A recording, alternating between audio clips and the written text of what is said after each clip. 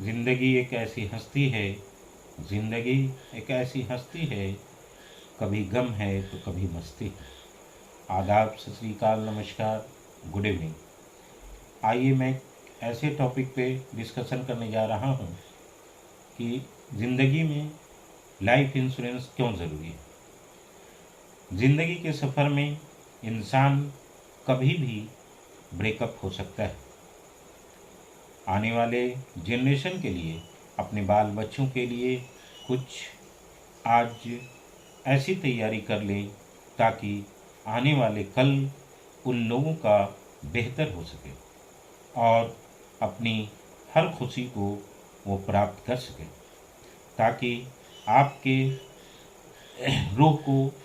आपके आत्मा को सुकून और शांति प्राप्त हो सके। आपकी कमी तो कोई पूरा नहीं कर सकता है, लेकिन जो फिक्र अभी आपको सताते रहता है और परेशानी लिए रहता है कि मेरे जाने के बाद मेरे बाल बच्चों को क्या होगा, वो कैसे गुजारा करेंगे, उनकी और हर चीज़ कैसे पूर्ति होगी।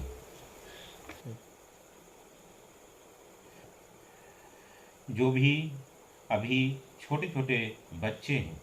और अगर बड़े भी हैं तो उनकी अभी पढ़ाई चल रही है, कोई मेडिकल की तैयारी कर रहा है, कोई इंजीनियरिंग करने वाला है, और अगर हमारी ज़िंदगी का अंत हो जाता है तो छोटे छोटे बच्चे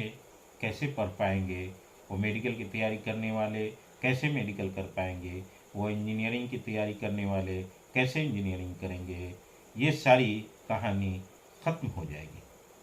क्योंकि अगर आप नौकरी कर रहे होंगे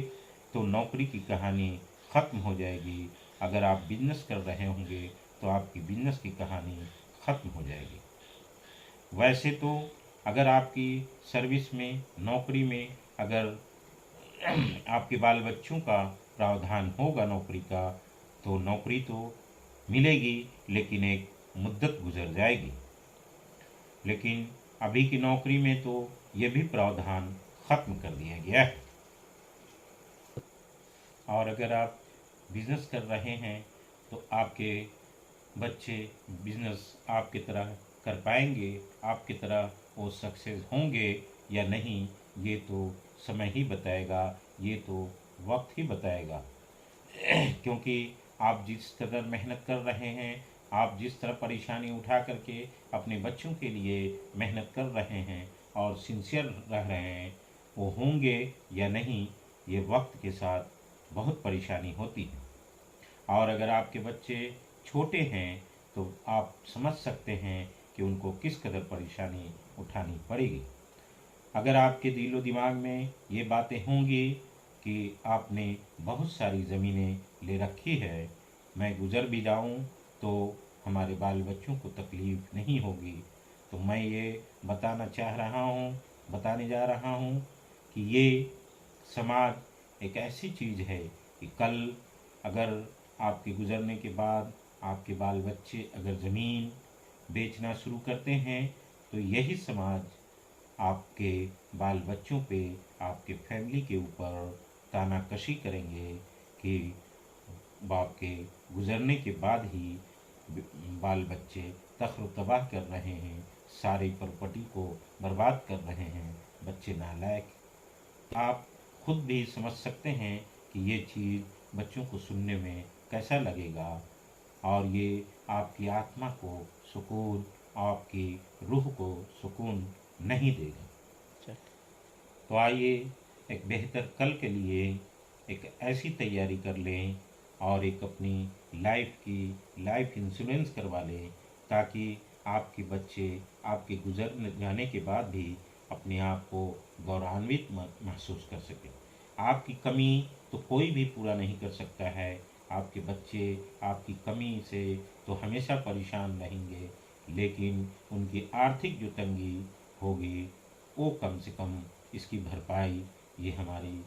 एसबीआई कंपनी या कोई भी कंपनी एक पूर्ति कर देगा, ताकि फौरी तौर पे उन लोगों को परेशानी का सामना नहीं करना पड़े। मैं तो ये सिर्फ आपसे रिक्वेस्ट कर सकता हूँ